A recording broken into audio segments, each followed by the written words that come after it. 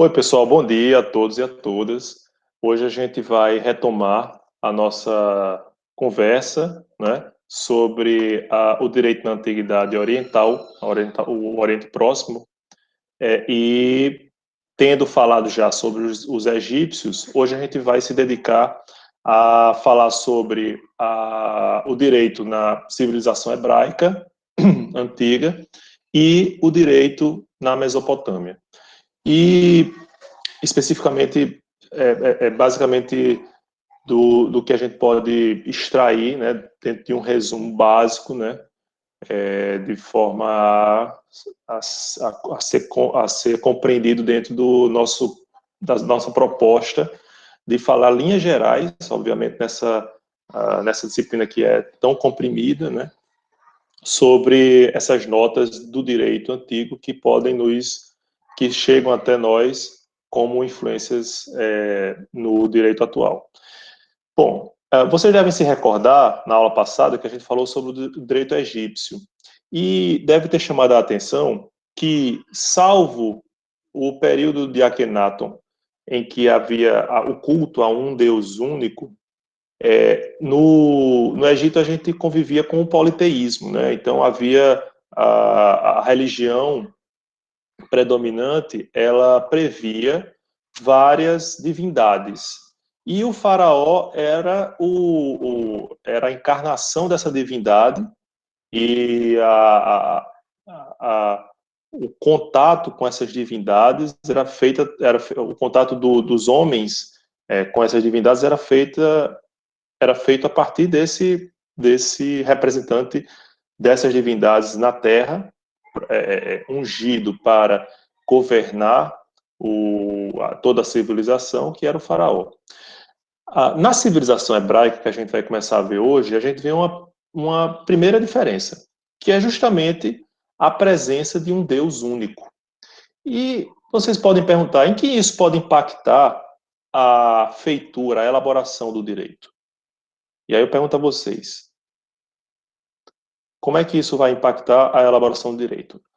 A partir de um Deus único, eu tenho a possibilidade, e é uma marca, inclusive, da civilização hebraica, né, no início, de, vamos dizer assim, centrar um culto em torno de uma só, de um só ponto de elevação, né? Então, em vez de eu fazer culto ao Deus da terra, ao Deus da lua, ao Deus do ar, ao Deus do mar e ao Deus das águas, eu tenho um só Deus responsável pela elaboração, pela organização, pela ordem, né? E pelos compromissos de todo um povo e de todas as coisas que existem. Isso vai efetivamente representar um grande marco no direito hebreu, né? E a gente vai observar, eu vou colocar aqui para vocês, algumas dessas características também refletidas na própria cultura jurídica dos hebreus, certo? Então vamos ver aqui, a gente falou sobre anteriormente a gente falou sobre o Egito Antigo, né? E agora a gente vai falar sobre os hebreus, mostrando que essa unificação religiosa, ela é uma das características do povo hebreu que vai refletir também na elaboração do direito, né? Temos como características também a proteção da propriedade familiar, a propriedade privada e coesão familiar.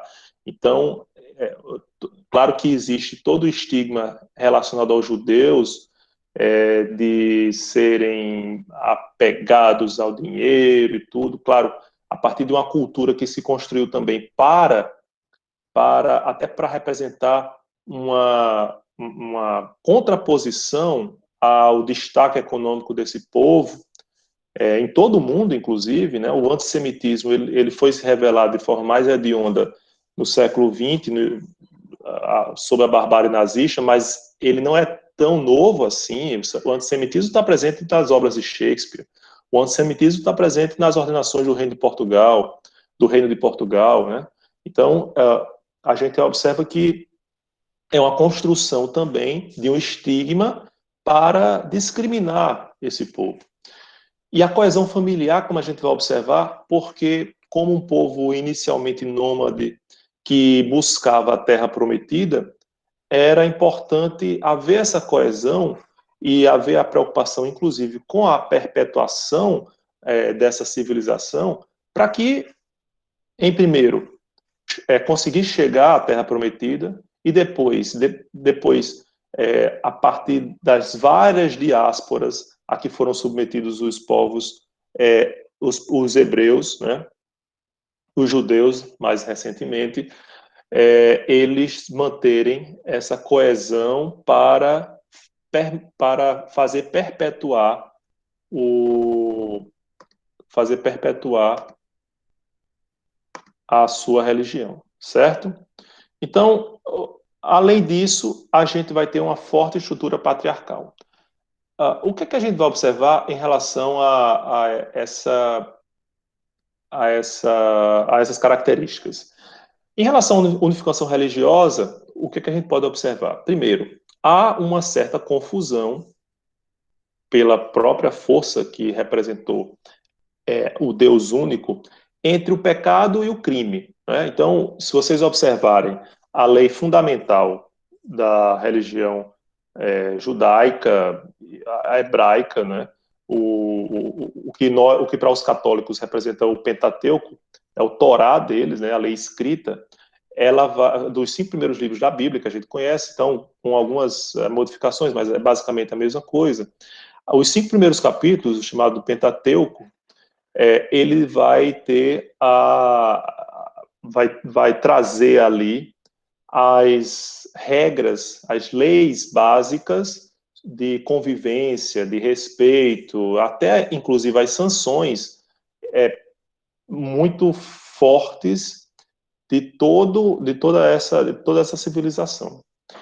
E a gente vai destacar, obviamente, uma com maior veemência, que é a chamada lei mosaica, né, que a gente colocou aqui o Decálogo de Moisés, que está previsto lá no Êxodo, mas o Pentateuco, né, os 5 primeiros livros da Bíblia católica, ele vai trazer regras em todos os livros, basicamente todos os livros. Então, não apenas no Êxodo, não apenas no Decálogo de Moisés, né, nos 10 mandamentos, mas em todos os livros existem previsões de sanção.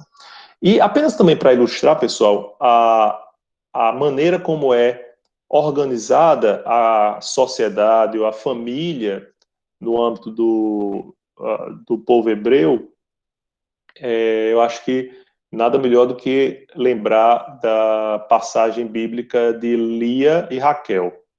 Alguém se lembra dessa passagem?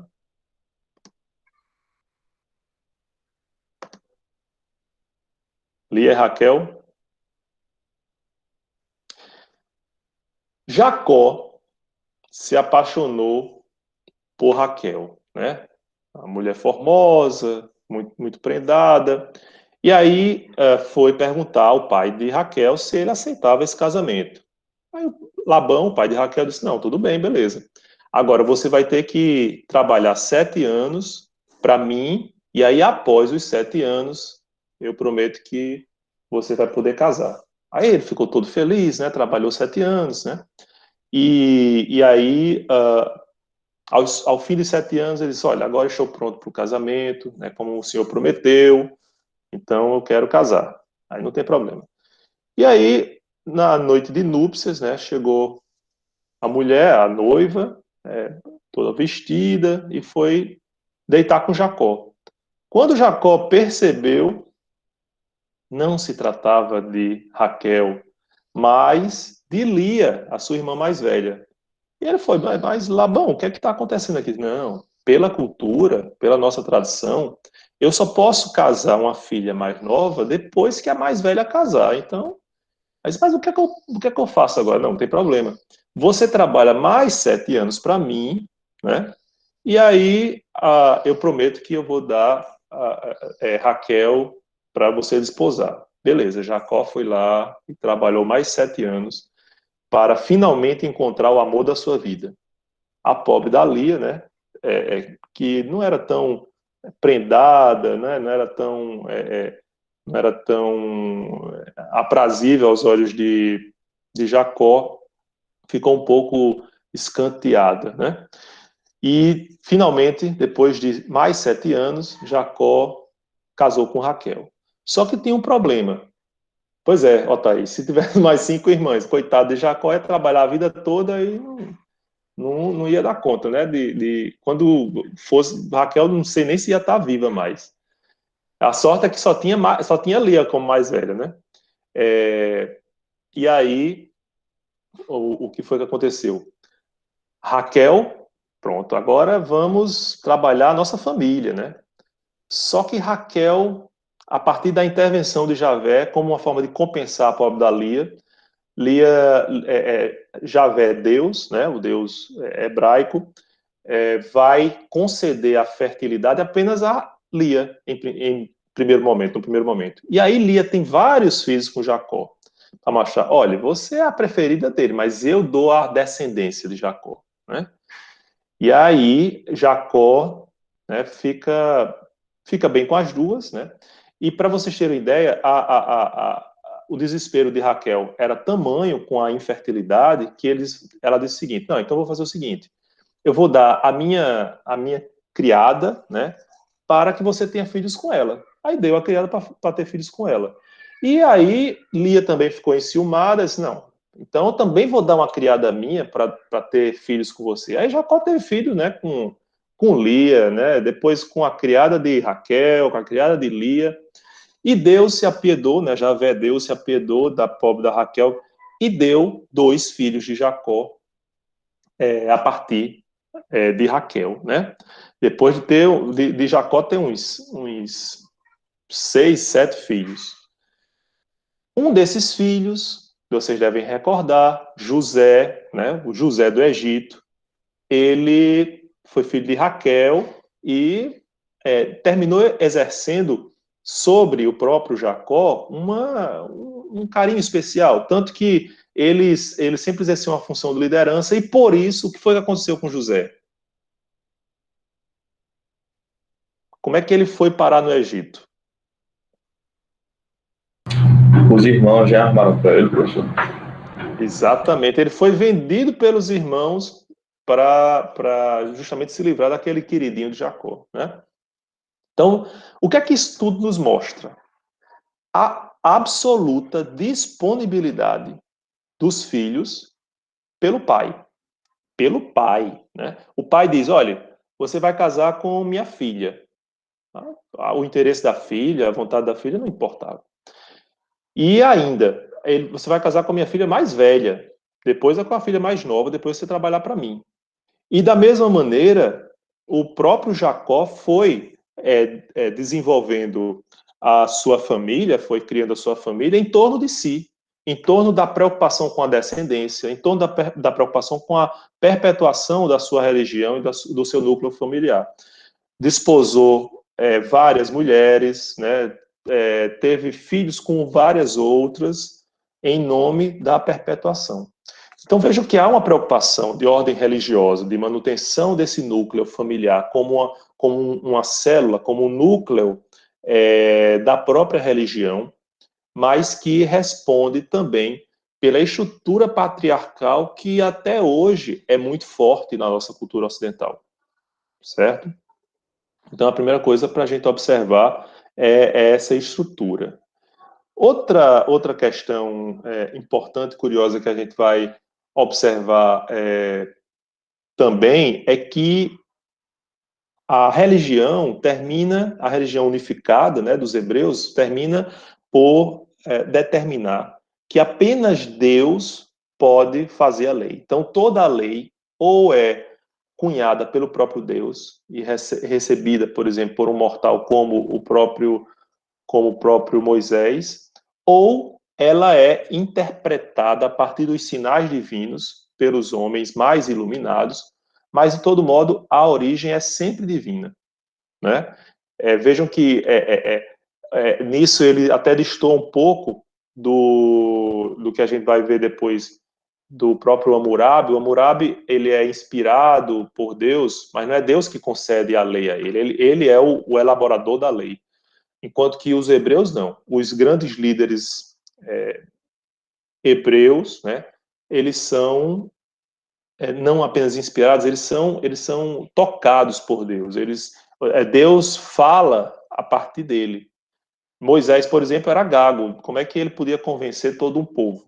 Deus vai dar a Moisés a eloquência e o poder do convencimento, porque Deus fala por Moisés. Apesar da dificuldade de Moisés de se expressar, Deus consegue transmitir o seu código mais importante. Certo? E aí a gente vai observar um pouco como é que a gente encara, né, as regras vindas do povo hebreu e que até hoje nós temos como, vamos dizer assim, dogmas dentro de várias religiões ocidentais, do catolicismo romano, passando por todas as vertentes ditas protestantes ou evangélicas, né, e o próprio judaísmo. Eu destaquei aqui para vocês apenas alguns trechos tirados basicamente do Pentateuco para ilustrar o código de regras de conduta que foi herdado na nossa civilização até hoje. Veja lá em Gênesis, né, no capítulo 2, já diz o seguinte: sentir-te-ás atraída para teu marido, mas este te dominará. Né? Em alguns casamentos, quando a gente vê os casais, eles escolhem, né, alguns trechos, né, da Bíblia para servir como inspiração naquele momento. Algumas mulheres dizem, olha, esse trecho, não, se você insistir em usar, eu não vou usar. Né? Mas é um preceito bíblico, está escrito lá. Né? Mas vejam, é preciso ter muito cuidado, e para isso serve a hermenêutica. A hermenêutica ela não é própria do direito, não, pessoal. A hermenêutica, talvez ela tenha aparecido muito antes no âmbito da interpretação da Bíblia do que da própria lei escrita.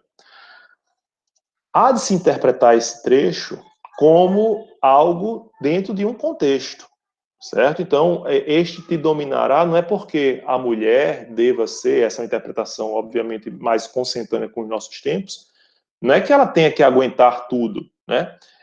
Uma interpretação possível desse trecho do Gênesis é que a mulher será dominada pelo homem justo, porque eles fazem um só corpo, eles fazem uma só vontade, e sendo justo, ele vai respeitá-la como mulher, certo? Obviamente, há quem pense, há quem veja esse trecho de maneira tendenciosa, dizendo, olha, a mulher tem que obedecer ao homem irrestritamente. Ah, ele pode farrear, ele pode ter amante, ele pode desrespeitá-la, violentá-la, mas como o casamento é sacro, eu tenho que subjugar a minha mulher, porque essa foi a posição que Deus impôs a todo o universo. A mulher é apenas um apêndice do homem, feito a partir da sua... Eva, a primeira mulher, foi feita a partir da costela de Adão, e ela foi, inclusive, quem seduziu Adão a provar da árvore do conhecimento, né?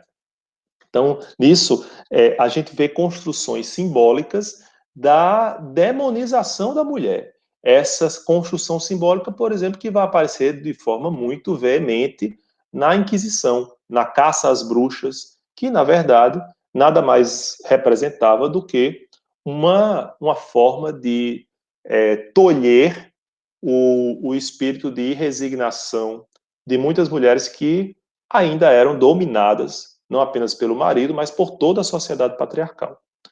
Certo? Vamos ver a outra passagem.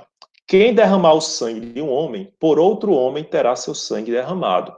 Então, o que a gente vê aí? Uma forma de compensação, né, de uma lei que nós vamos ver depois prevista lá no Código de Hammurabi, que é a chamada Lei de Talião, o olho por olho, dente por dente. Há uma proporcionalidade, que depois a gente vai ver muito forte lá na Lei de Talião, no Código de Hammurabi, de que há uma compensação por cada ilícito que for cometido, certo?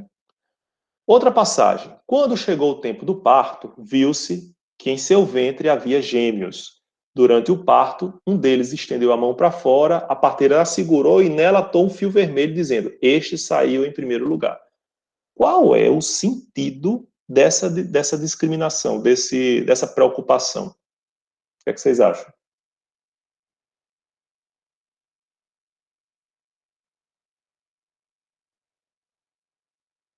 Tem ideia?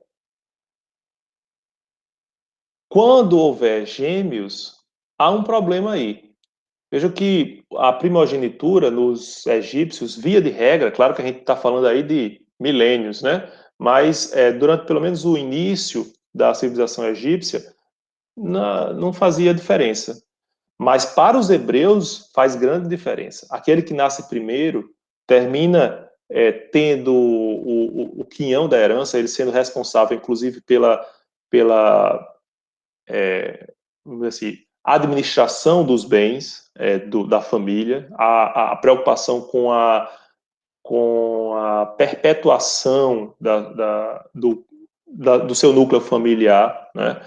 E daí a preocupação até hoje presente na monarquia, nos regimes monárquicos. Vocês devem saber, né? A rainha Elizabeth II, a Eterna, né? Ela tem o filho primogênito, tem seu filho primogênito, o príncipe Charles, e seria a ele que caberia a sucessão no trono inglês. Só que ela não tem só ele de filho, mas vejam, alguém sabe o nome de um outro irmão de Charles? Podem saber por causa da série, né? Mas eles não aparecem. A grande preocupação é com o príncipe herdeiro. Da mesma maneira que Charles, que já adiantou que há a possibilidade de abdicar do trono em favor do seu filho primogênito, né, tem em William essa salvação, já que Harry pulou do barco. Então vejam como é forte essa cultura de centrar o olhar e os cuidados no filho homem, né, bem que se diga, bem se frise, mais velho, dito como o primogênito, o varão, o morgado, né? São expressões que até hoje nos chegaram. Algum comentário? Tranquilo? Outra, não te deitarás com um homem como se faz com mulher. É uma abominação. E nisso vem uma vedação expressa à homossexualidade, né? A prática de um homem se deitar com outro homem, porque é uma abominação. É preciso que a gente também enxergue, pessoal, que os preceitos religiosos, como eram colocados, eles tinham a razão de ser até para preservar a continuidade daquele povo. Ora, vendo eles que da união entre um homem e um outro homem, ou de uma mulher com outra mulher, não havia procriação, qual é a primeira saída que se pode achar? Justamente proscrever, proibir essa união. Porque um povo que se pretende cada vez mais populoso não pode contar com essas, vamos dizer assim, com esses interesses particulares, individuais, de casar por amor, né? O importante é a procriação. Há preceitos como, por exemplo... Pois não, alguém vai falar. Professor, Pois não. interessante notar que, em relação a esse slide, né, dos trechos, Sim. todas essas normas, entre aspas, elas na prática funcionam como uma lei, né? Você tem até lá, alguma coisa, 15, vírgula, não sei o quê. Seria mais ou menos, por exemplo, parágrafo tal, artigo tal. Tal, na verdade, essa é uma maneira de referenciar a citação bíblica, né? Não sei, em relação a... a analogia que se faz, a analogia Não, claro, eu desse entendi. negócio e com... Exato. Perfeito, Pedro. Isso mostra como se mesclam também os preceitos religiosos com os preceitos jurídicos, né? Há uma confusão absoluta. O que é pecado é crime, o que é crime é pecado, né? E eu queria também sublinhar, a partir dessa sua provocação, como é que isso também tem uma repercussão prática dentro da religião e do direito.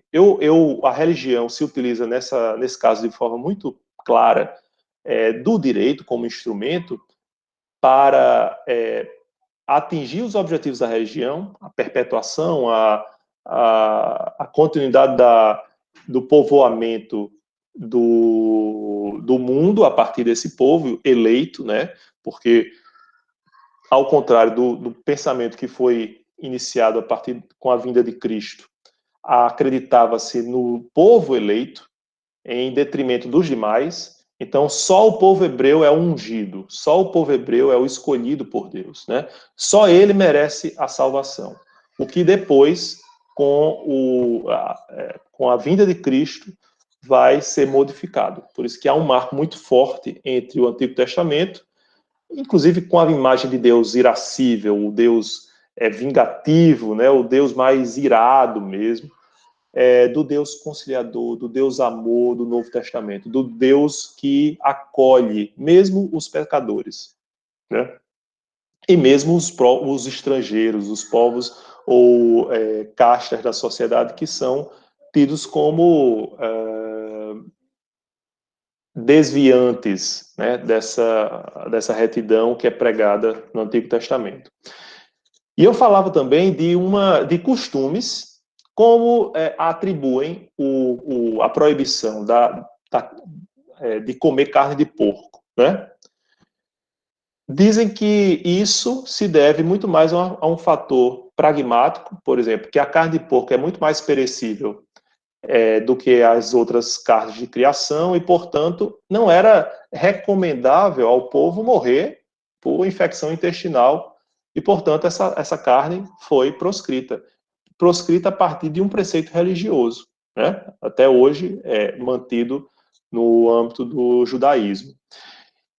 Isso mostrando, pessoal, o quê? Que há razões práticas e não necessariamente religiosas para muitas dessas vedações, muitas dessas regras. E isso precisa ser analisado e avaliado a partir dessa perspectiva, certo? Professor? Pois não, Pedro. Também dentro desse assunto de religião e de meio jurídico, o que é muito interessante de se perceber é que cada povo possui a sua própria constituição. Então, você tem lá o católico, você tem lá o cara que é judaísmo, que é a Torá, você tem o Islã. E o que é muito interessante é que, por exemplo, no nosso ordenamento jurídico, porra, se você pegar um vade-mecum, não vai estar lá Código Civil, Código Penal, Código Constituição Federal, Torá, catolicismo, não. Porque são coisas que são à parte. Mas tais coisas, mesmo que são à parte, para aqueles povos específicos, serve como uma constituição, né? Então, você tem um judeu, não faça isso, não coma carne de porco, né? Certos, como também, nos primeiros dias de nascimento, tem que ter aquela cirurgia no pênis do homem, essas Exato. coisas. Então, assim, Ou então, veja outro a Bíblia, preceito. quanto esses... Exato. Veja um outro preceito: a proibição de manter relação sexual com a mulher durante a menstruação. Era uma abominação também. Por que razão prática? Ora, a menstruação, ou pelo menos durante o período da menstruação, a mulher, via de regra, né, a possibilidade de engravidar, mas via de regra ela não engravida. Isso impede a procriação. Então, assim, vários preceitos religiosos têm uma justificativa prática muito evidente, né? E eu acho que você falou uma coisa muito interessante, daqui a pouco eu passo a palavra para você, Maria, uma coisa muito interessante, que é a ideia de Constituição. Hoje a gente tem uma ideia de Constituição moderna, que é elaborada por uma Assembleia Constituinte reunida com vistas a desenvolver a fisionomia do Estado, né, de maneira sistemática, racional, Mas se a gente buscar o sentido, vamos dizer assim, mais filosófico de Constituição, a gente vai imaginar, por exemplo, a Constituição hebraica, ela está presente no Torá, né? A Constituição egípcia, ela está presente de forma difusa nos mandamentos religiosos vindos do faraó, que vão se consolidar, vão se materializar em todos os hábitos e costumes que são tidos como obrigatórios naquela civilização. Então, Constituição nesse sentido, né? No Constituição de verificar o que deve ser feito, o que deve ser proibido e como as coisas devem se organizar dentro daquela civilização. Perfeito. Maria, você levantou a mão? Não, professor, só... Bom dia, gente. Bom dia, professor. Só para completar isso que Pedro falou, é que eu não sou do segundo período, né? Eu sou do primeiro. E aí a gente está fazendo uma resenha sobre crime e costume, de Malinowski, e eu lembrei de um fato que entra muito nessa ideia que Pedro estava querendo falar, que é justamente a junção, né, entre o direito, a jurisprudência e o fato essas resenhas, e o fato do direito e da religião em si. E eu lembro que tem um momento específico do livro que ele fala justamente dos rituais de expiação, que seria nada menos do que eles usarem uma procedência que tinha na sociedade, né, que era a magia, que eram os feiticeiros, para desfazer os maus que eram causados aos clãs. E a mesma coisa acontece no cristianismo, né, porque o ato penitencial nada mais é do que isso, você simplesmente refletir sobre sua culpa, né, e então ter seus pecados perdoados, justamente para manter aquele equilíbrio, essa paz. E aí eu lembrei muito disso, desse paralelo entre a jurisprudência antropológica e a religião em si, que a gente vê que não é uma coisa da contemporaneidade, né, é uma coisa que acontece desde das primeiras civilizações e a jurisprudência antropológica dos primitivos está aí para mostrar isso. Perfeito, perfeito, Maria. Inclusive, só uma curiosidade, o ato penitencial, ele se desenvolve em que momento da missa católica? Em que instante? É antes da comunhão, né? Ela fica no início, no meio e no fim. O pessoal está sem ir à missa, hein? Professor, esse assunto aí de termos da religião, história da religião, não é meu forte mesmo, não. É o ajoelhar, professor?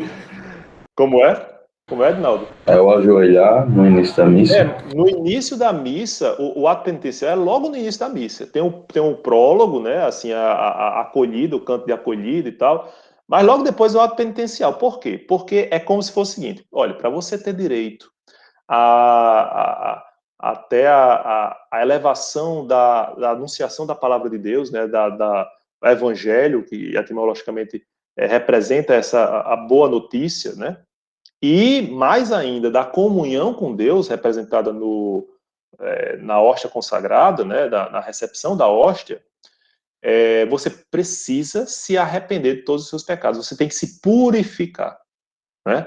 Então, é essa expiação a que Maria se referiu, né? Eu tenho que expiar meus pecados para conseguir atingir novamente a comunhão com Deus, certo? Professor, Pois não, Bárbara.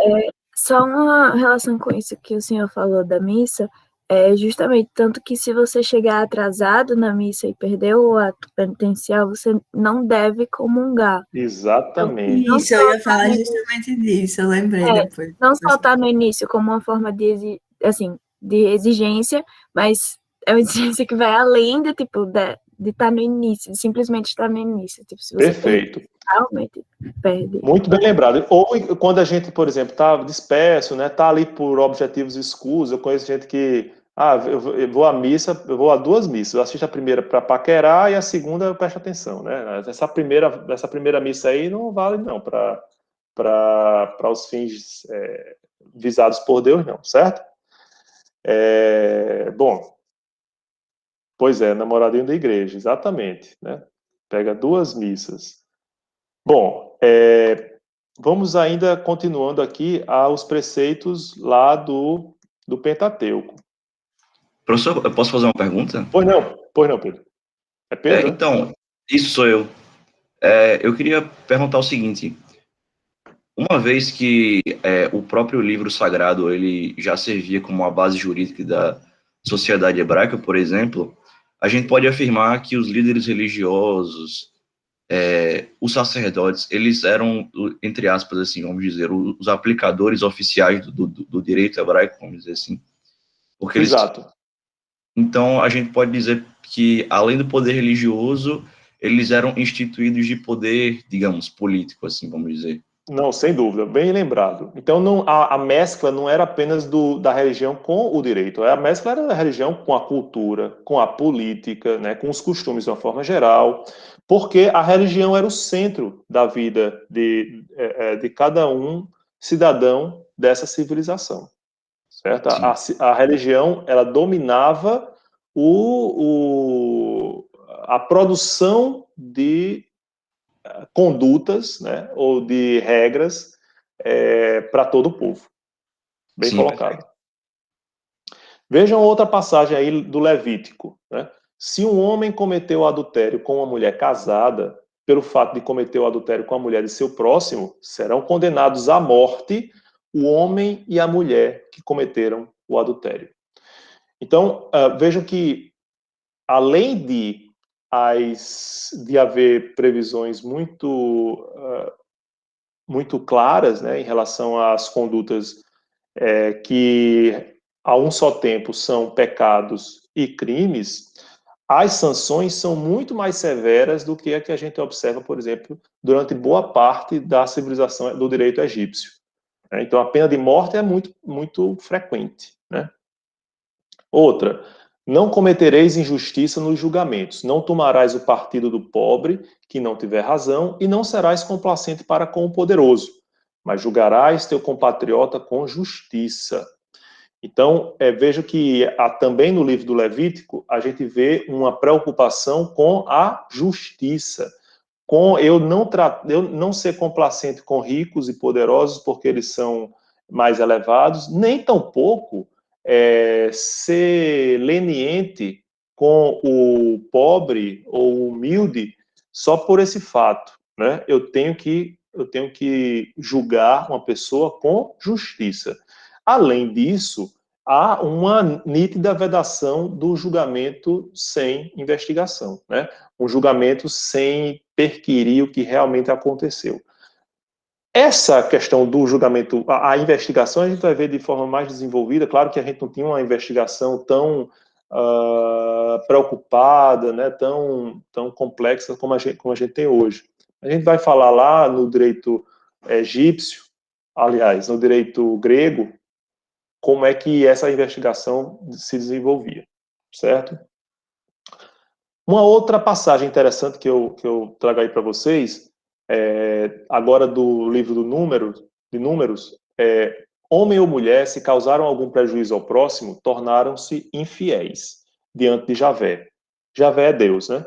Sinta-se tal pessoa culpada. Deverá confessar o prejuízo feito e há de restituir integralmente o objeto do delito, ajuntando-lhe 1/5 e o enviará àquele contra quem se tornou culpado. Ou seja, responsabilidade civil, né? Então, se alguém causou um dano a outra pessoa, a pessoa tem que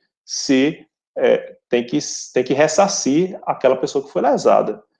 E não apenas ressarcir, ou seja, restituir o dano, mas ajuntar 1/5. Seria como se fosse os danos morais, né? Ou correção. Então, há uma preocupação dessa compensação, dessa responsabilidade civil. Não apenas a responsabilidade criminal, a responsabilidade penal, mas também a responsabilidade civil. Olha só, interessante também. Deverá confessar o prejuízo feito. Então, por que a confissão? Porque a confissão era o meio de prova mais forte. Era a própria pessoa dizendo, não, eu realmente assumo que pequei, né? Assumo que errei, e por isso devo pagar pelo meu erro.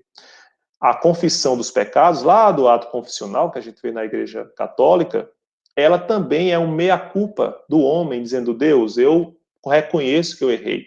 E com isso, eu me preparo para a aproximação do Senhor, para o momento da comunhão, né?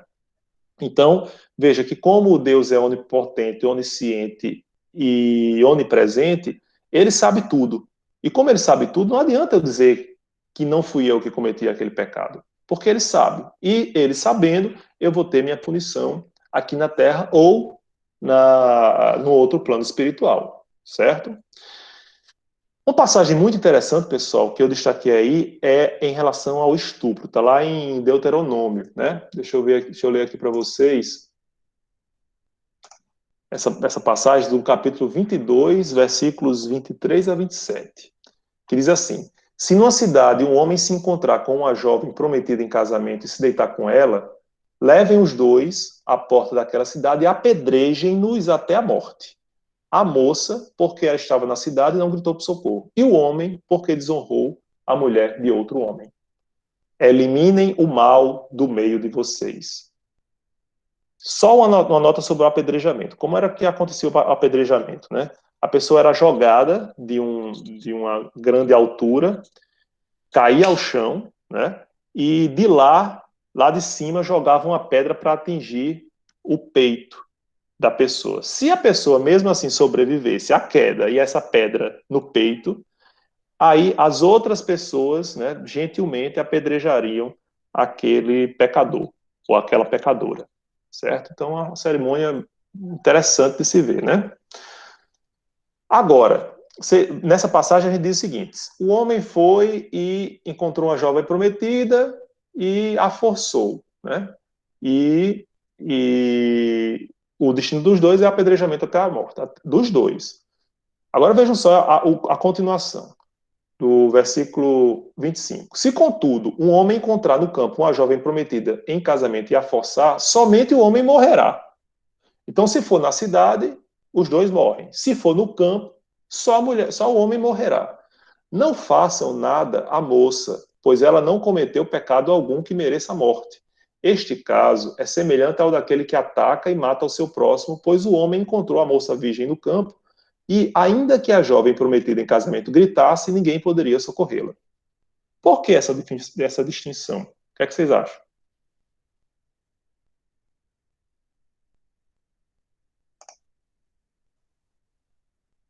Alguma ideia?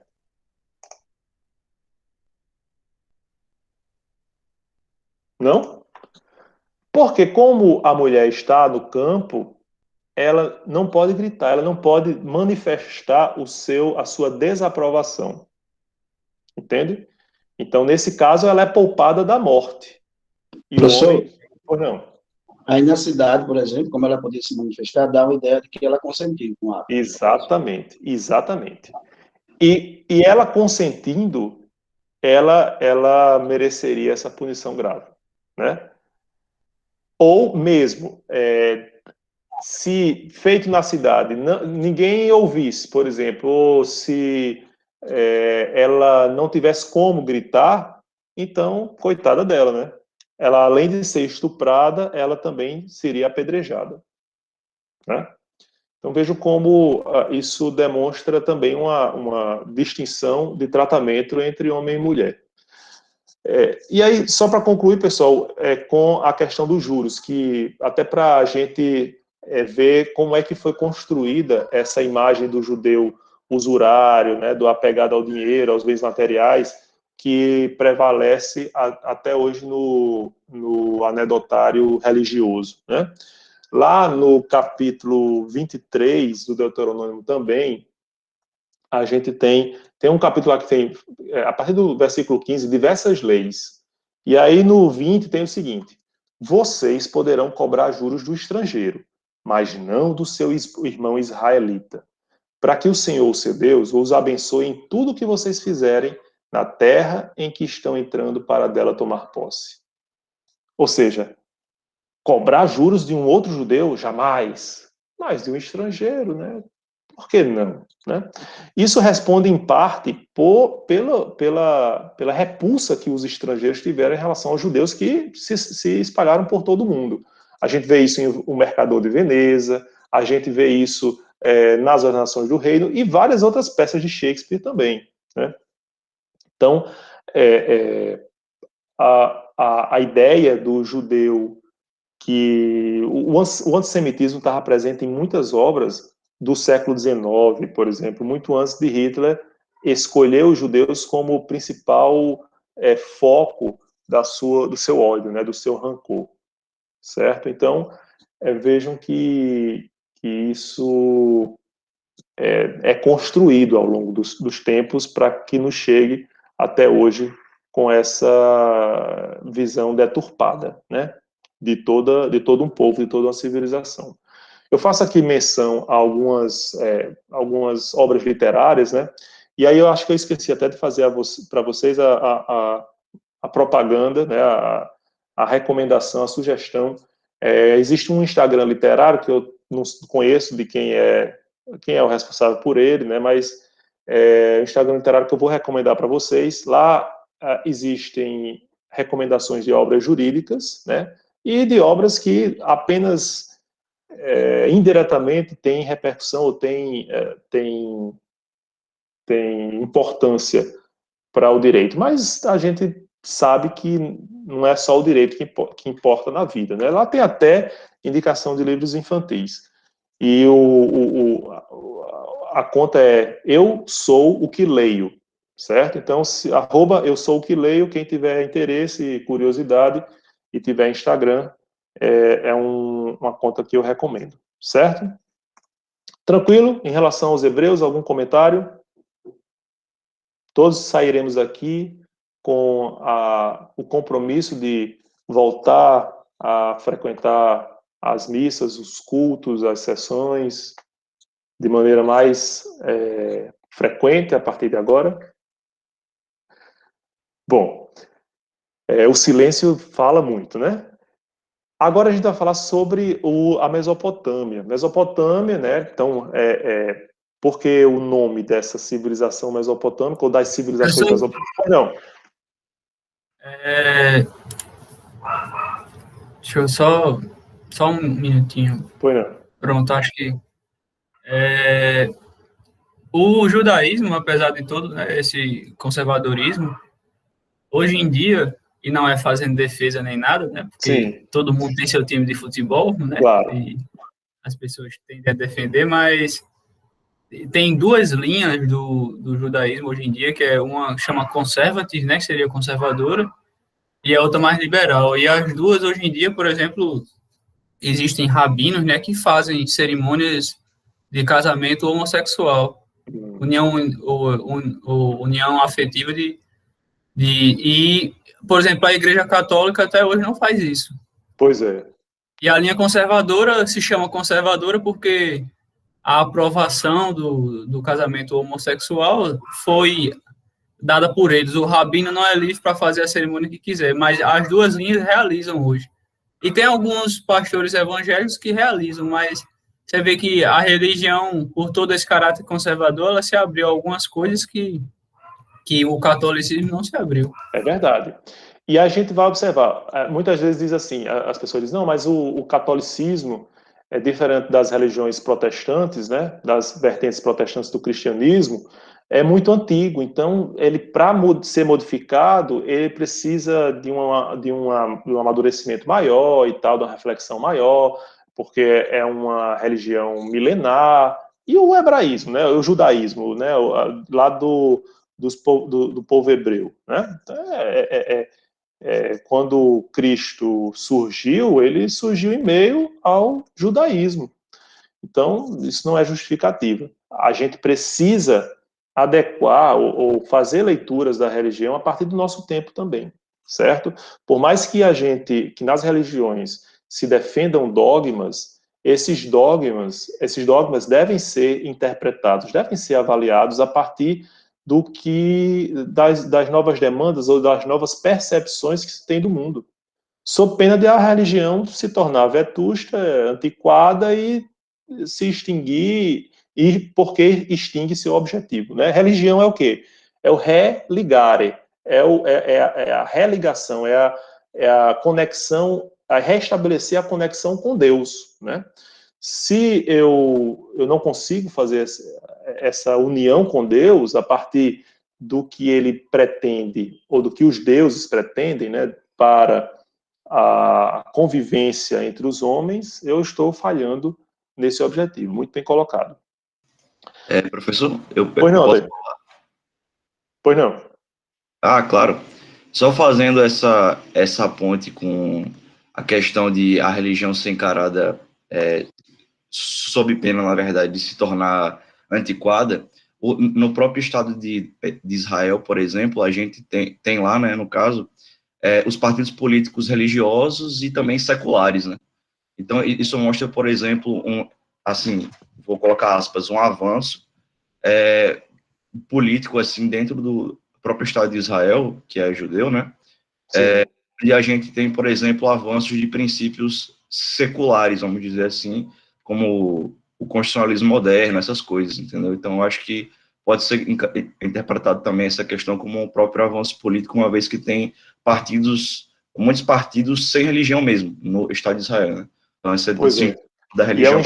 é um estado que ele cresce, ele surge como uma forma de congregar os deserdados em todo o mundo, num só território, né? A volta à Terra Prometida.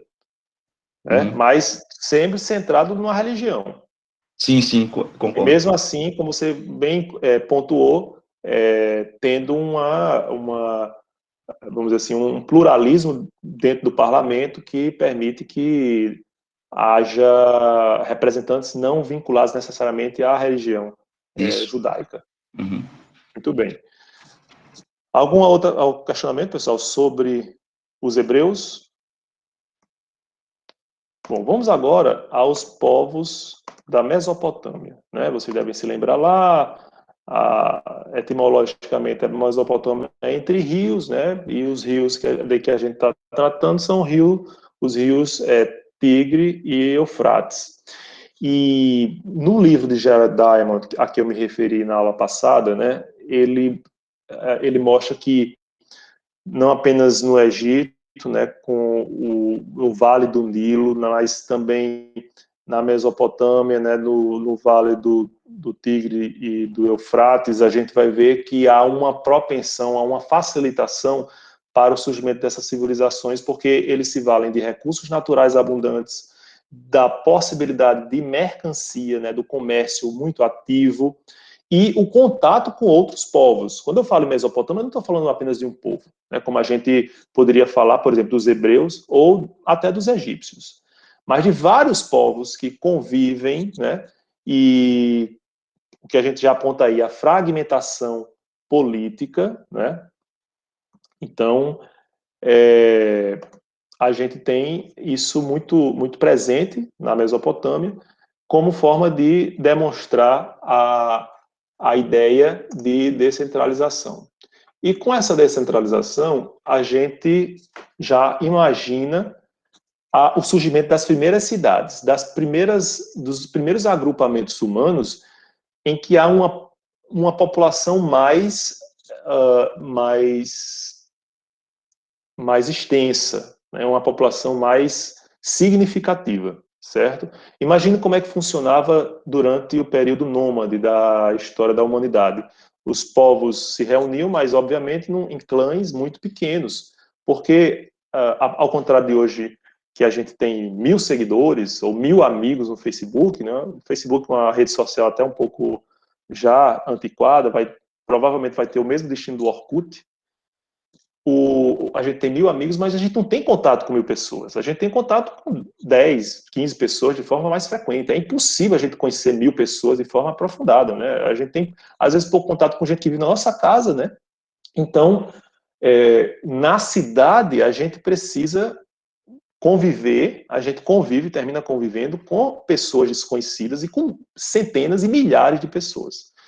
Isso vai trazer benefícios. Olha, você conhece a pluralidade, você não precisa, por exemplo, fabricar o seu pão porque você tem quem fabrique pão. Você não precisa produzir o seu milho porque tem gente que produz milho e vende para você, certo? Então você pode ser sapateiro e não precisar comer sapato, certo? Então, a cidade vai trazer benefícios, mas também vai trazer os inconvenientes do agrupamento, né? Você vai ter uma dieta mais pobre, isso já era denunciado por Jared Diamond, depois foi reproduzido na obra de Harari. Harari, que é judeu e é homossexual, né? Só para a gente ver, e dentro do que foi mencionado na obra de Harari. Harari, que é judeu e é homossexual, né? Só para a gente ver, e dentro do que já foi mencionado, como as religiões estão se abrindo em relação a ao respeito à personalidade, né, ao modo de viver no mundo, paulatinamente. Você vê Papa Francisco, ele já reconhece a possibilidade de uniões, né, não necessariamente casamento, mas uniões entre pessoas do mesmo sexo, certo? E aí os grupos mais tradicionais ficam sentindo saudade de Bento XVI, né, que era mais conservador e muito adepto da doutrina tradicional da igreja, né, não dessas invencionices, dessas modernidades. Aqui o Papa Francisco é muito mais aberto, né? Mas voltando à cidade, a gente tem o inconveniente de uma redução na diversidade de alimentos. Então, se você tem uma plantação de milho, então você vai comer milho de manhã, de tarde e noite, basicamente, apesar de haver a possibilidade de escambo, né? Mas você desenvolve milho, para que você vai plantar outra coisa? E você vai desenvolver alimentos próprios ou característicos daquela região, certo? E você se fixa naquela região e se conforma com aquele espaço. Os nômades não, cada dia era uma aventura diferente, era um local diferente, era um alimento diferente. Um dia você comia bode, outro dia você comia lagartixa, né? Então, houve um empobrecimento nutricional, vamos dizer assim. Mas não só isso, e o fator mais importante a gente destacar dos inconvenientes da cidade é a aglomeração.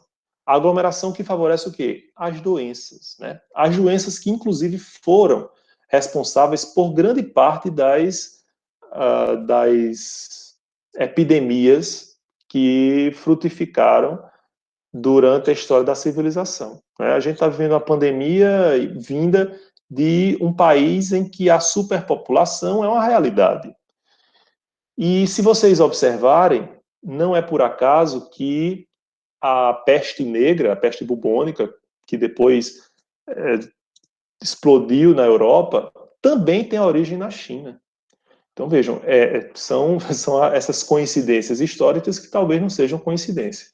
Não se tratava de um complô do Estado comunista chinês para dominar a civilização ocidental, impor a doutrina comunista. Não, é a questão da superpopulação, simplesmente. Muito mais forte do que as armas de metal que foram utilizadas contra os povos ameríndios foram as doenças que eles transmitiram. Por que é que os indígenas hoje constituem grupo prioritário em receber as vacinas, a vacina contra o coronavírus? Justamente porque eles são pessoas que não estão sujeitas a aglomerações ou às viroses, a todas as enfermidades a que nós que vivemos em cidades fomos submetidos, certo? Quem tem filho na idade escolar deve saber que esse início de ano o menino vai uma semana para a escola, outra falta doente. Aí uma vez vai à escola, outra falta também, né? Uma semana falta, uma semana vai. Porque a escola é uma forma de socialização dessas viroses, dessas enfermidades, certo? E aí, para ilustrar, pessoal, eu trago aqui a cidade de Ur, a cidade-estado de Ur. Tem algum questionamento? Professor? Não. Um adendo a todo esse conteúdo que é história do direito, né, e a origem do direito, me corrija se eu estiver errado, é que a minha visão sobre esses temas, Mesopotâmia, Egito, Hebreus, é que não existia muito bem, ao certo, assim, uma ideia de juiz, né, de uma pessoa que está acima, capaz de julgar esse. Não, era meio que uma ideia de que todos estão iguais, né, no mesmo nível, né, e a relação é todos julgam a todos, né, não existia muito bem essa noção de poder judiciário que vai surgir só depois que o Estado ele cresce e vai ter essa figura, essa relação vertical, né? Não, antes, pelo que eu entendi, era tudo muito horizontal. Todos julgam a todos, conforme o que está na Bíblia, o que está na Torá, por aí vai.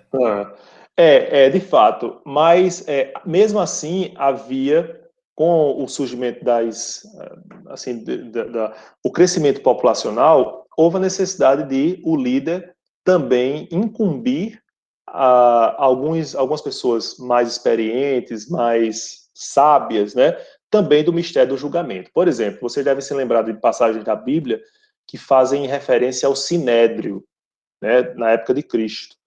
O Sinédrio era um tribunal formado por 70 pessoas, 70 sábios, né, 70 religiosos sábios que julgavam, era como se fosse a Suprema Corte.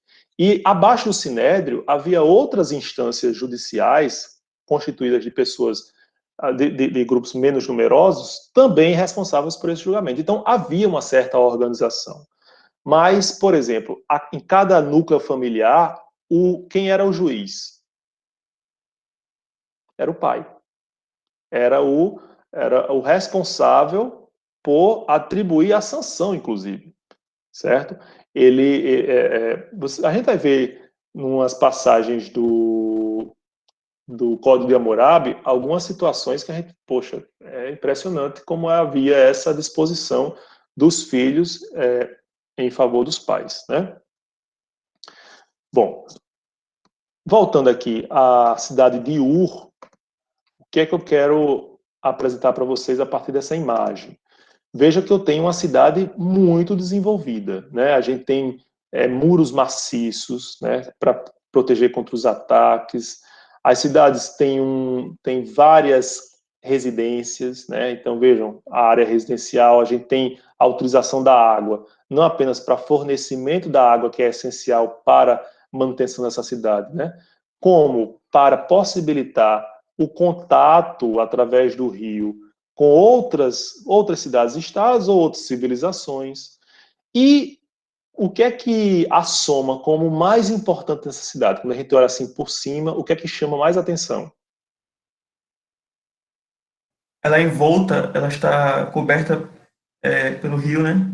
Isso, exatamente. Mas o que é que chama, quando a gente olha para a cidade, qual é o monumento que mais chama a atenção? O zigurate ali? O templo, exatamente. O templo, porque a cidade, ela também cresce em torno de uma religião. Ela também cresce em torno de uma crença. E isso é importante para a gente perceber, pessoal, porque eu tendo uma crença, é muito mais fácil fazer a pacificação, a união dessas pessoas tão diferentes que habitam o mesmo território, né? Vejam que aqui é uma escavação que mostra justamente o templo, né? O templo dedicado ao deus da lua, Nama, e vejam que ele ainda persiste até hoje. Né? Então é possível sua visitação até hoje, porque é a única coisa que permaneceu, basicamente. Era uma preocupação muito presente, não apenas dos povos babilônicos, né, mas, como a gente viu, dos hebreus e do próprio Egito, certo? A gente vai ver, por exemplo, os povos ameríndios também. Existem pirâmides em várias civilizações pré-colombinas, certo? A gente vai ver na Índia também os pirâmides, né? Até faz a gente imaginar conexões, né, de extraterrenas ou místicas, porque vários povos que nunca se comunicaram fizeram monumentos assemelhados, né, com um formato de pirâmide. Claro que existe uma razão arquitetônica, porque a pirâmide ela tem uma sustentação muito mais forte, então dá a ideia também, né? Vocês observarem a engenharia de uma pirâmide, ela é muito mais firme, porque a sua base ela é muito larga e ela vai diminuindo à medida que ela vai crescendo. Dá uma ideia de perenidade e dá uma ideia de caminho ao divino, né?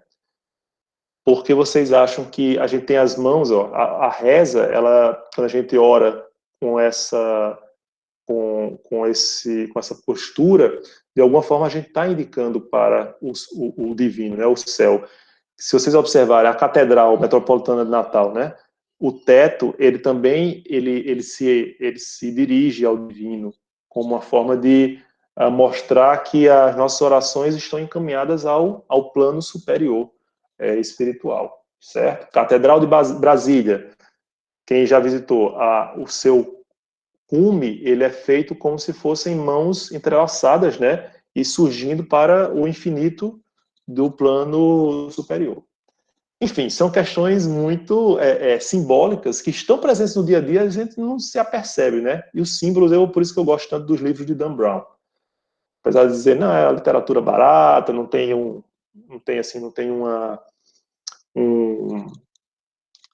vamos dizer assim, um primor literário, mas é muito divertido. Eu adoro, realmente. Eu ainda não li A Origem, que é o último livro do Dan Brown, porque ainda não tem a versão ilustrada, porque as versões ilustradas que ele já lançou, né, de Anjos e Demônios, Código da Vinci, Inferno e O Símbolo Perdido, são primorosos, eu até recomendo, certo? Voltando à Mesopotâmia. Muita gente fala sobre o Código de Hammurabi, né, o mais conhecido, mas o primeiro código de que se tem conhecimento é o Código de Ur-Nammu, lá de 2000 a.C. E vejam que aqui está uma representação dele, né, o Código de Ur-Nammu. Vejam que ele não tem...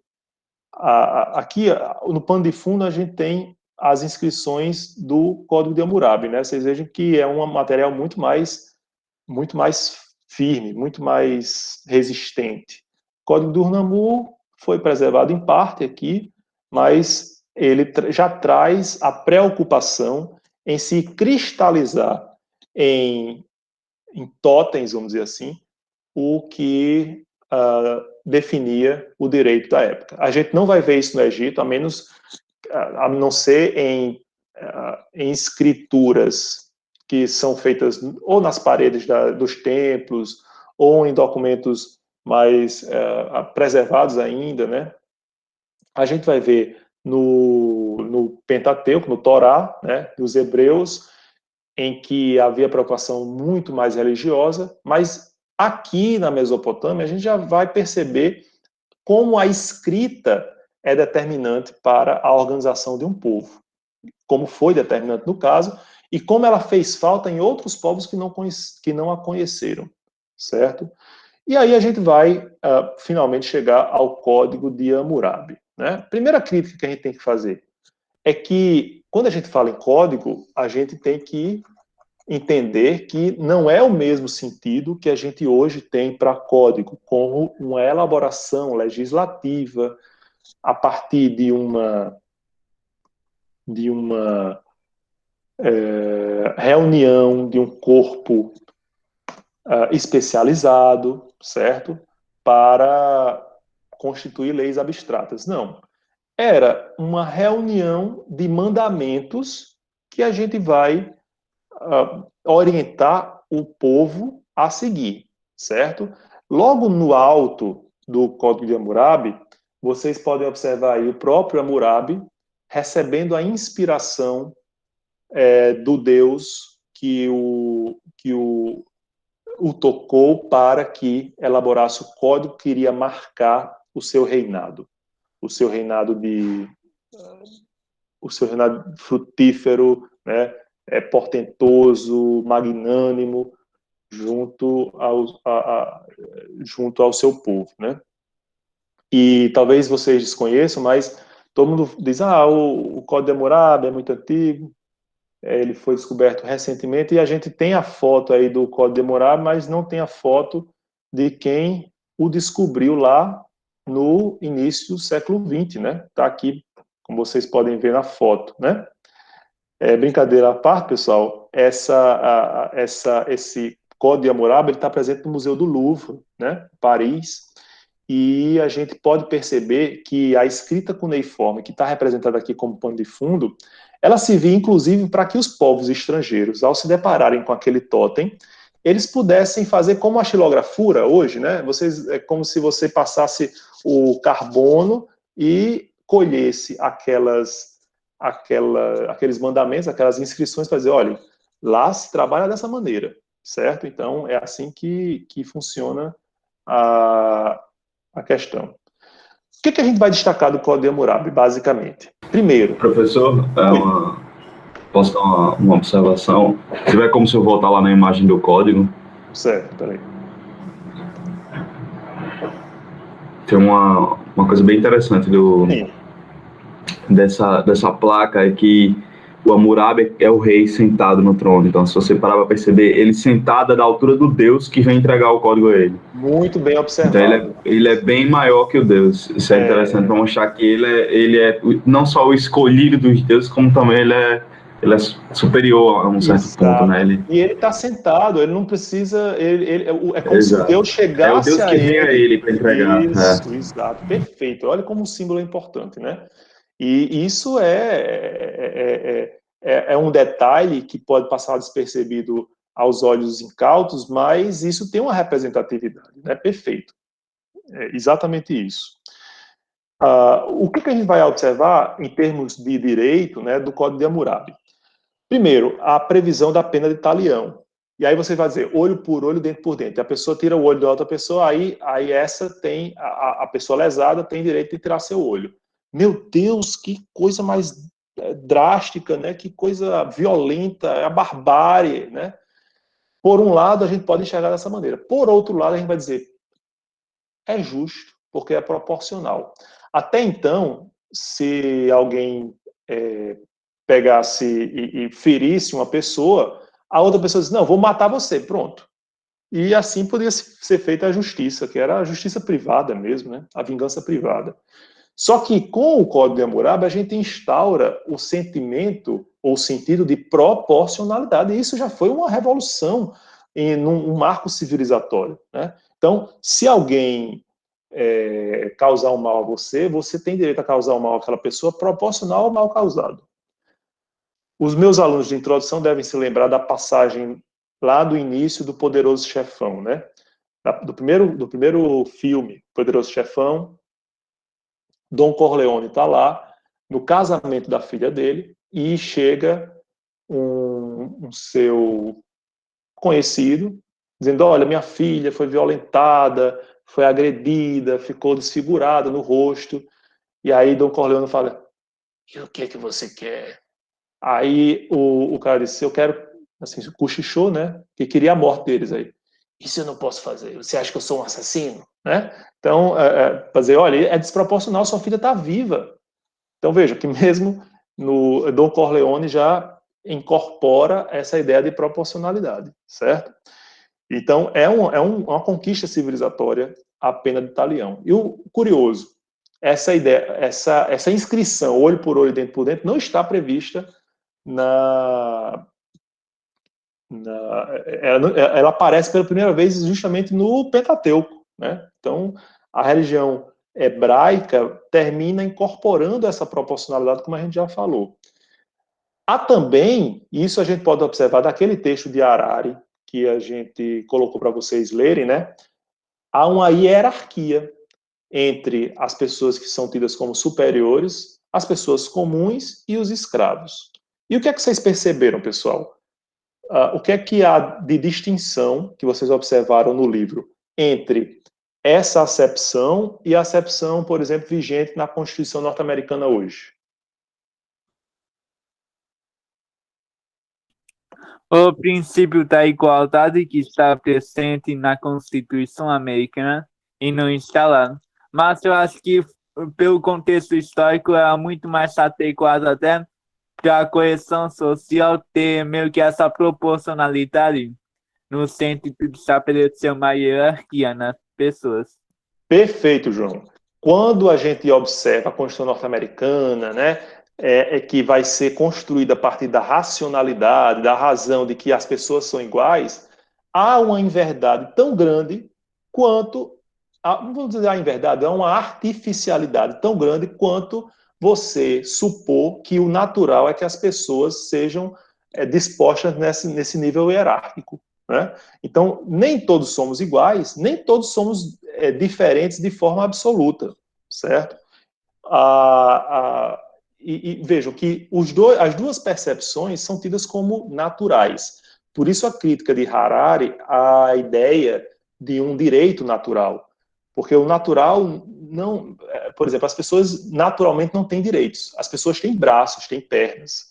Porque essa é uma condição não natural, mas uma condição biológica, certo? Eu acho que até é interessante um texto que ele fala, as borboletas, elas não voam porque elas têm o direito a voar. Elas voam porque têm asas, né? Então, elas não têm direitos naturais porque isso não existe. É claro que é uma forma crítica de ver a ideia de direito natural. Há de se considerar também que Harari, ele não desconsidera, ele não menospreza o impacto, a importância que essa ideia de direito natural tem para a organização da sociedade, né? Ele não está dizendo que isso é ruim, que você pelo menos ter o propósito de tratar as pessoas igualmente, é ruim, é mal visto, mas ele insiste, essa é uma construção humana, né, e como tal deve ser encarada. Por mais que a gente creia na elevação de algumas pessoas para captar mensagens divinas do Javé ou do Deus da Lua, né, ou do Deus Sol egípcio, a gente tem que cair na real e ver que essas são percepções humanas, certo? São homens que transcrevem ou que reproduzem aquilo que eles acreditam ser preceitos divinos, certo? Então, é nesse sentido que a gente faz essa observação. Professor, Pois não. só uma pergunta. No caso, Harari, ele considerava que os direitos eles iriam ser construídos mediante a vida da pessoa, tipo, no decorrer de toda ela? Isso, mas fundamentalmente a partir do que ele chamou de intersubjetividade. Não adianta de nada eu formular preceitos que terminam não sendo acolhidos pelas pessoas. Eu preciso formular preceitos e aqueles preceitos serem vigentes por toda a sociedade, né? Até uma passagem interessante do trecho que eu coloquei, não sei se foi desse trecho ou foi de outra passagem do livro, ele diz o seguinte, que a construção, né, de viagem para o exterior, ou de viagem de férias, é uma construção recente, é uma construção do capitalismo, porque convém ao capitalismo fazer com que as pessoas gastem, o ideário coletivo, exatamente, Marcos, gastem dinheiro para dizerem que estão desfrutando das férias, né? Então ninguém imaginava, por exemplo, Hammurabi, não, hoje eu vou passar minhas férias lá no Egito para ver as pirâmides. Não, a casa dele era o palco das férias, era o palco da sua vida, né? Não existia essa cultura. Hoje a gente tem essa cultura por imposição da conveniência do próprio sistema econômico, né? E a ponto de a gente dizer, não, eu só me realizo, eu já escutei gente dizendo, não, eu estou muito frustrado porque a minha meta era ter pelo menos uma viagem internacional por ano. Meu Deus! Então, assim, é respeitável, claro, cada um tem os seus objetivos de vida, né? Mas, assim, às vezes a pessoa não se apercebe de como isso o escraviza. Às vezes há um planejamento todo, um gasto de dinheiro que não tem, apenas para realizar essa meta, que é uma meta que não é dele, é uma meta construída pela nossa cultura, né? Então é algo que a gente precisa refletir. E a glamourizada experiência turística como produto de consumo artificial. Perfeito, Marcos, exatamente isso. Então, preciso estar atento a isso, né? A outra questão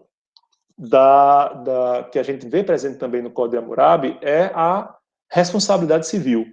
Se a gente já via lá no Torá dos hebreus essa responsabilidade, a gente vai ver de maneira muito mais esmiuçada no Código de Hammurabi. O Código de Hammurabi traz a questão da responsabilidade dos trabalhadores em relação às obras, né, do prestador de serviço em relação aos serviços, a qualidade dos serviços. Agora, como ele obedece a essa hierarquia entre pessoas superiores, comuns e escravos, o que é que vai acontecer?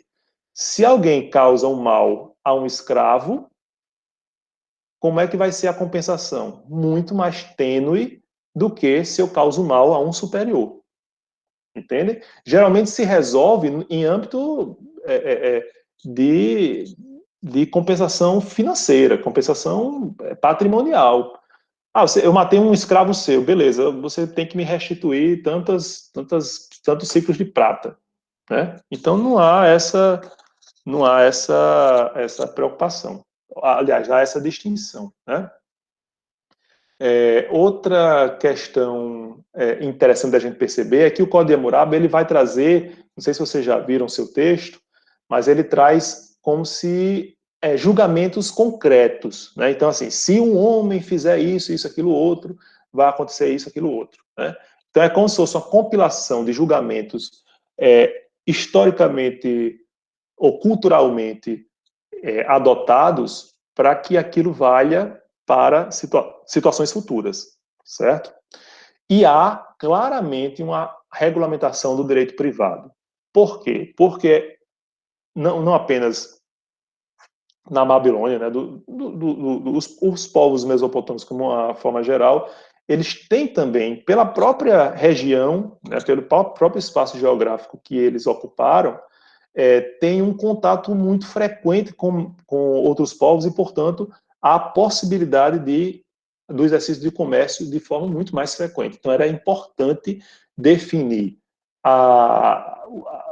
as regras vigentes para reger essas relações e evitar, por exemplo, conflitos de ordem patrimonial, pelo menos, certo? E, por fim, pessoal, trago aí só uma ilustração do juiz Rio, né? Acho que Pedro se referiu, inclusive, à impossibilidade ou a infrequência com que havia a distribuição do poder jurisdicional, né? Claro que não era o poder jurisdicional como a gente entende hoje, mas existia, de alguma forma, o exercício de um juiz, né? Do poder de um juiz para definir as penas, definir o direito que caberia a cada um. Mas eu trago aí o segundo artigo do Código de Hammurabi, que diz o seguinte: se alguém fizer uma acusação a outrem e o acusado for ao rio e pular neste rio, se ele afundar, seu acusador deverá tomar posse da casa do culpado. E se ele escapar sem ferimentos, o acusado não será culpado. E então aquele que fez a acusação deverá ser condenado à morte, enquanto que aquele que pulou no rio deve tomar posse da casa que pertencia a seu acusador. Quem é o juiz nesse caso? É o rio. O cara faz uma acusação. Se ele for ao rio pular e se afundar, é porque foi uma acusação infundada. Quem vai definir é o rio e a capacidade do cara de nadar, né? Então, vejam, eram essas fórmulas mágicas, né? Essas crendices que determinavam muitas vezes, e isso foi durante muito tempo do direito, até o momento em que a gente passou a acreditar na razão do legislador, né? Infelizmente, a gente tem que duvidar cada vez mais da razão do legislador quando a gente observa o espetáculo, por exemplo, que foi vivenciado nesses últimos dias para a eleição dos presidentes da Câmara e do Senado, né? Mas, enfim, até então, até a construção desse dogma da racionalidade do legislador, a gente convivia com crendices dessa ordem, né? Que eram muito comuns, certo? Alguma dúvida, pessoal? Professor, um questionamento aqui. Pois não, João. Essa consideração do Rio como um juiz reforça meio que um reconhecimento implícito da baixa capacidade de julgamento racional das demandas lá na época da Mesopotâmia. Daí justificar meio que reconheceram implicitamente e colocaram isso no direito, no código. Obviamente, ele não fazia isso de forma clara, dizendo, olha, a gente é incapaz de julgar, então deixa para o Rio decidir, né? Mas era mais uma crença de que as forças da natureza, sendo sendo animadas pelas próprias divindades, elas definiriam quem teria razão. Como a gente vai ver, até na religião católica, nas ordalhas divinas, que a gente vai ver lá na Idade Média, né? Quando a gente imagina a expressão botar a mão no fogo por alguém, vocês acham que tem que origem?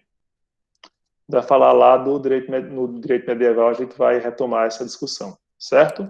Professor, fazendo esse gancho, eu não sei se é uma observação imprecisa, mas tem também as histórias de que naquela caça às bruxas, já nesse contexto medieval, eles colocavam as bruxas para afundar, né? Colocavam uma pedra nela e ela tinha que afundar e afogar. E aí, se elas realmente afogassem, significaria que não eram bruxas. E se não afogassem, é porque elas usaram poderes místicos para não afogar. Então... Pois é. Então, assim, o destino já estava traçado, né? Então, enfim, não... é a mesma coisa da queimada, né? Da fogueira das bruxas. Era na forma, se você realmente tem se você não é culpado dessa acusação de bruxaria, Deus vem aqui, intervém em seu favor para lhe salvar. Meu amigo, se for depender, Deus tem tanta preocupação, né? Se for depender disso, então é como a gente pedir para o time ganhar ou ser classificado para Libertadores, que é o meu caso. Mas Deus tem tanta preocupação, né? Não vai se preocupar com a classificação do Fluminense, né? Enfim. Bom, pessoal, foi isso. Pois não, Pedro. Não sei se o senhor conhece, mas, por exemplo, aquele grupo britânico que é incrível, que é o Monty Python. Sim. Eles têm um filme Em Busca do Cálice Sagrado, né? Que também tem a vida de Brian, mas em foco da Idade Média, é Em Busca do Cálice Sagrado, que eles fazem uma esquete perfeita em relação a esse assunto, que eles começam a discutir, não porque ela é bruxa, não porque não sei o quê, não porque tem que ela com o peso de um pato, uma madeira, uma coisa assim. Enfim, e essa obra dos caras, ela toca muito nesses aspectos, tanto sociais, quanto até mesmo jurídicos. Pô, a vida de Brian é todo uma sátira a toda a história disso que a gente vê, tá? Sobre a religião, o ordenamento das coisas. É muito bom de você pegar e dar uma estudada. Eu adoro o Monty Python, esse filme especificamente. Há uma passagem, não sei se é de Em Busca do Cálice Sagrado, mas que ele faz uma comparação entre os católicos e os protestantes em relação ao número de filhos, né? Tem até um musicalzinho que tem um slogan um pouco pesado para essa hora, mas que mostra que os católicos não têm preocupação com o controle de natalidade e os protestantes têm, né? E é bem engraçado. Mas vejam, mais uma vez, pessoal, a arte, né, se mostrando útil para a compreensão da nossa realidade, inclusive do próprio direito, da forma como a gente trata a regulação das condutas humanas. A gente vai ver isso não apenas durante esse curso de História do Direito, mas durante todo o curso, vocês têm que prestar atenção às artes ou à cultura para compreender a realidade. Alguém ia falar? Algo assim? Oi, professor. Oi, eu acho que foi o primeiro, João, acho que até falou de uma questão desse negócio de jogar no rio, se boiar. Tipo, aí ele falou com uma característica racional. Acho que até o próprio Harari falou sobre isso, que hoje a gente faz muito acreditar que nós somos superiores e tal, mas os fatores intersubjetivos que regem algumas coisas na sociedade são totalmente irracionais, também do mesmo jeito. Tipo, fazer acreditar que as pessoas que acreditavam no Código de Hammurabi, que era totalmente racional, que não tem nenhuma explicação, que era idiotice ou alguma coisa desse tipo, que nós somos tão irracionais quanto eles. Tipo, nós estamos sendo idiotas para acreditar nesses fatores intersubjetivos e que sempre vão existir. Se a gente quiser sair de um fator intersubjetivo, só vamos sair para um outro maior ainda e nunca vamos escapar desse ciclo, né? Exato. Pedro agora matou a charada aqui. É justamente essa música, né? Assim, all is permis sacred, lá, lá, lá. E aí tem toda a visão que os protestantes têm dos católicos, né? Porque tem filhos que a pessoa não sabe nem o nome de tantos filhos que tem. Por quê? Porque há a pregação da ideia de que não deve haver controle de natalidade, porque o controle de natalidade faz com que a gente tenha o sexo como uma coisa que é fruto, melhor dizendo, ela pode produzir o prazer. E o sexo não é para prazer, é para procriação. Né? E isso deixa bem claro. Eu vi até um meme um dia desse, né, de uma ministra dizendo que o sexo é coisa de comunista, né, da esquerda, porque, enfim, não sei nem se é verdade, estou reproduzindo aqui talvez uma fake news. Mas é fantástico, né? E isso que a Algaci falou, né, reforçando o que João já tinha enunciado, é absolutamente verdadeiro. Então, é preciso que a gente tenha a percepção de que essas crendices, por incrível que pareça, às vezes até hoje nos chegam. E essas crendices podem parecer muito pitorescas, né? Mas quando a gente vai ver a realidade penal, a gente começa a duvidar, será que não existe uma crendice também na racionalidade dos julgamentos ou no devido processo legal? Será que isso não é uma crendice? Né? Ou será que, por exemplo, o Ministério Público e o Judiciário às vezes não combinam, entre aspas, uma condenação de alguém que esteja atrapalhando a vida do país? Né? Assim, só um questionamento que a gente deixa de forma aberta, sem nenhuma referência a caso concreto, sem nenhuma combinação de Telegram, Instagram, né, entre juiz e membro do Ministério Público. Mas será que essa crença ela não é reproduzida justamente para a gente se alienar dessas ocorrências? Né? Então, é uma pergunta que eu deixo para vocês. Bom, pessoal, com isso a gente conclui, né? Já está ultrapassando o segundo horário aí do dia de hoje. E só alguns lembretes. Algumas pessoas se matricularam depois, que a gente tinha 39 matriculados no início do semestre, agora a gente tem 48. Eu até estava dizendo, eu nunca tive uma turma de menos de 40 alunos na minha vida, esse semestre, né, o que foi que aconteceu, aí vocês não me decepcionaram, tiveram aí a matrícula suplementar, a gente tem quase 50 matriculados. As pessoas que entraram depois, né, que ingressaram depois da disciplina, só um esclarecimento. A gente estabeleceu logo na aula inicial, e eu recomendo que vocês assistam ao vídeo que já está disponível no SIGA, né, desde então, explicando que a cada aula a gente passa uma atividade correspondente àquela aula, não apenas para contar como presença, mas também como nota na avaliação final, certo? Então, uma das notas, são 3 avaliações, uma avaliação vai ser baseada nas respostas a essas atividades que eu tenho colocado para vocês. Esse é o primeiro aviso. O segundo é que, como a gente discute bastante, e isso é muito positivo, mas, e a gente tem um cronograma muito apertadinho nesse semestre-trimestre, né? Então, a gente vai fazer o seguinte, a gente tem toda uma discussão em torno do direito grego, que eu já tenho gravado do semestre anterior e vou disponibilizar para vocês. Então, essa vai ser uma atividade assíncrona, certo? A do direito grego. E na próxima semana, a gente inicia, com o pressuposto de que vocês assistiram a essa aula do direito grego, a gente já inicia o direito romano. Tá certo? Combinado assim? Então, pessoal, vou terminar aqui a gravação, desejando a todos um ótimo dia, e que vocês desfrutem